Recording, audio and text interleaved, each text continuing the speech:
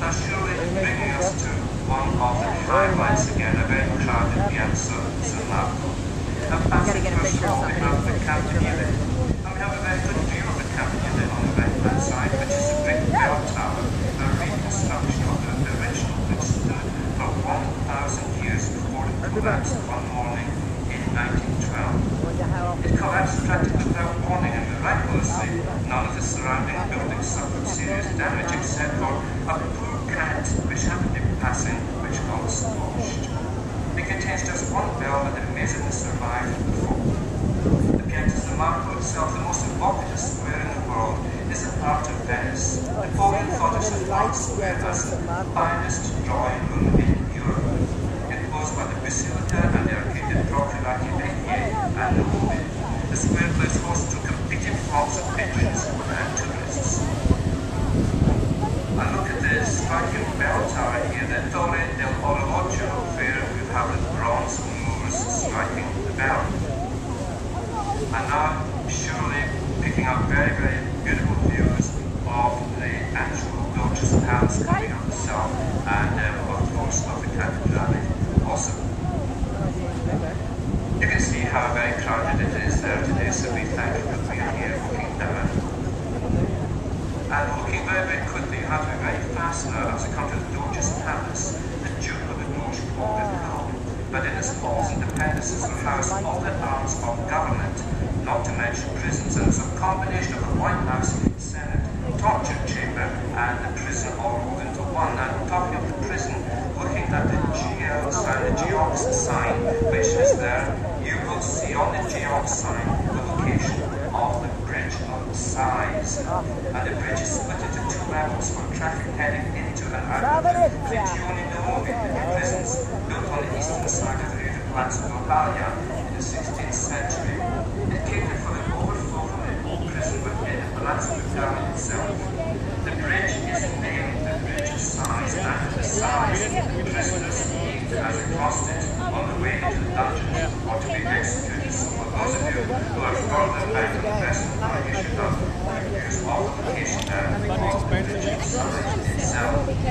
For those of you who have been looking at also on our right-hand side, we did pass there the very beautiful church, St. Giorgio Maggiore, which is on an island of that name and is separated by a small channel from Giudecca. St. Giorgio Maggiore certainly has one of the most prominent positions in Venice. This is on the right-hand side. The church has been on this island since the late 8th century, with a Benedictine monastery added in the 10th century. The present church was begun in 1566 by Palladio and was the greatest architect of his time.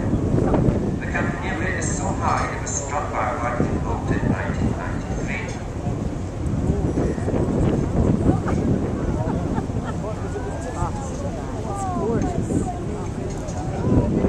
So you really are being very rewarded this evening by these beautiful soft lines, the pastel colours which are glowing beautifully for you, and as we head very quickly through the Canal di San Marco.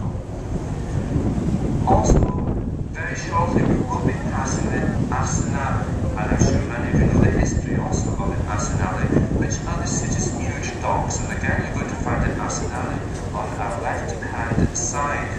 And traditionally, the Arsenale was thought to have been founded in 1104, and you will very shortly see an opening beside between some houses, which will show you the entrance into the Arsenale. What became known as the Arsenale Vecchio, the old arsenal, is the core of the whole complex. Within it was a special storage area for the Booking Toro, the great ceremonial galley used by the Doge on important occasions.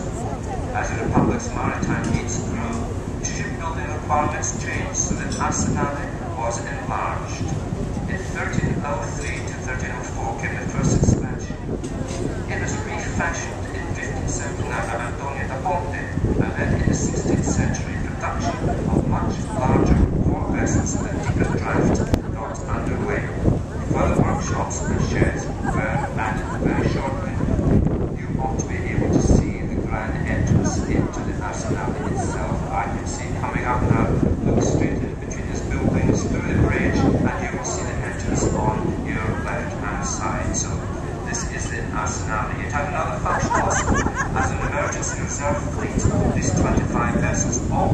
they became ready to sail from inside it, either as a war fleet or as merchant ships.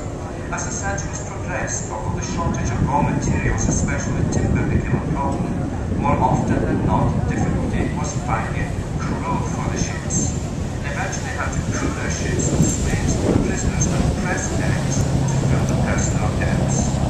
In 1570, when requested to produce as many ships as possible for an emergency fleet, the Arsenale put out an astonishing 100 galleys in just 2 months, and all subsequent alcars are named after it. No wonder it has such a grandiose entrance, which I hope we did manage to see with